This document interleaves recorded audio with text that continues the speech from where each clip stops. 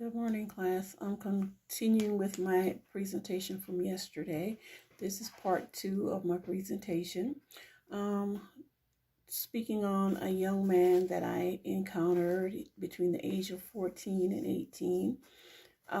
He stated that he's been diagnosed with social anxiety disorder.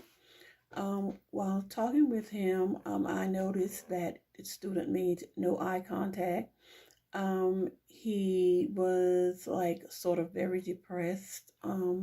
He spoke about being overwhelmed because he is like a primary caregiver for his siblings because parents work all the time. So he is the one that has to make sure that his siblings have dinner, make sure that they complete their homework, get their chores done and everything.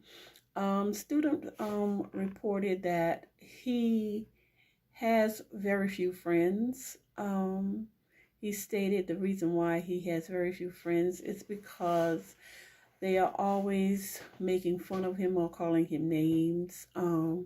He stated that even with his parents, like if they ask him to do something and he may have forgotten what they asked him to do, they would call him names, make him feel bad about himself, saying that he's worthless, that he can't get anything right.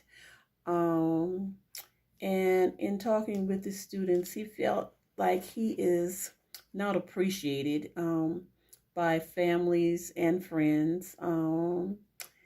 He states that he feels that he's not good enough. In working with him for the last few days, it seems like when he comes in to sit down and talk with me, he's like very depressed, very overwhelmed.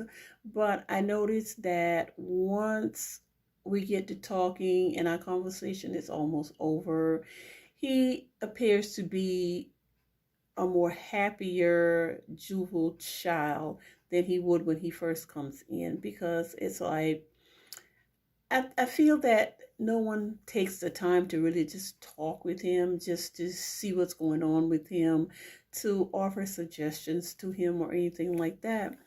Um, Even though he's been diagnosed with that social anxiety piece, I feel that given the right conversations, the compassion, that he'll be able to somewhat break out of that little social anxiety shell and open up and talk to someone.